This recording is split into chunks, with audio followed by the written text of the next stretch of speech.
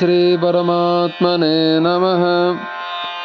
పంచమాధ్యాయ ఫలము. మద్రదేశమున పురుకొత్సమును నగరమొకటి కలదు. అందు పింగళుడు అను బ్రాహ్మణుడు వసించుచుండెను. అతడు స్వకులోచితములగు వేదాధ్యాయనాది కార్యములను వదలి సంగీతమును నాట్యమును అభ్యసించి రాజు యొక్క ఆస్థానమును కొలువునందు చేరెను. అతనికి దుష్టబుద్ధి కలిగిన అరుణ అను భార్య కలదు. ఆమె మరి ఒకరిని ప్రేమించి కాలము గడుపుచు తన స్వేచ్ఛాచారములకు పింగళుడు అడ్డుగా ఉండునని తలంచి ఒకనాటి రేయి అతని తల పగులుగొట్టి చంపి మృత శరీరమును భూమియందు పాతిపెట్టెను. ఆమెయు తన దుష్టవృత్తిచే భగంధరము అను రోగముచే పీడితి అయి మరణించెను. చనిపోయిన పింగళుడు ఒకానొక అరణ్యములో గ్రద్దగను అతని భార్య అచ్చోటనే చిలుకగను జన్మించి పూర్వజన్మ వైరముచే పరస్పరము కలహించుకొనుచు ఒకనాడు అకస్మాత్తుగా జలపూరితమగు ఒక ఋషి పొంగవుని పుర్రియందు పడి మృతునందినవి. దూతలు వారిని యముని వద్దకు వనిపోవ యముడు వారిని విడుదల చేసి ఉత్తమలోకములకు పోవునట్లు ఆజ్ఞవసంగెను.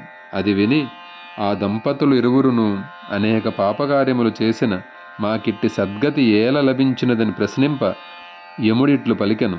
ఓ దంపతులారా, గంగాతీరమున వటువు అను పేరుగల బ్రహ్మవేత్త ఒకడుండెను.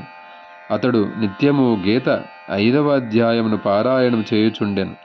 దానిచే అతడు పునీతుడై సనాతనమగు పరబ్రహ్మమును చేరెను.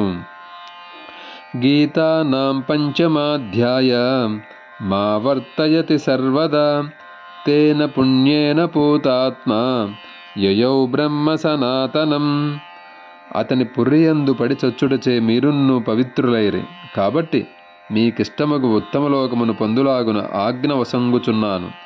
అనంతరము ఇరువురును విమానారూఢులై వైకుంఠమున కరిగిరి. ఈ ప్రకారముగా గీత 5వ అధ్యాయం యొక్క సంబంధముచే పశు పక్ష్యాదులున్ను తరించిపోయెను. గీత పంచమాధ్యాయ ఫలము దోష విముక్తి, పశుపక్ష్యాదులు కూడా తరించుట. హరి ఓం. సర్వం శ్రీకృష్ణార్పణమస్తు.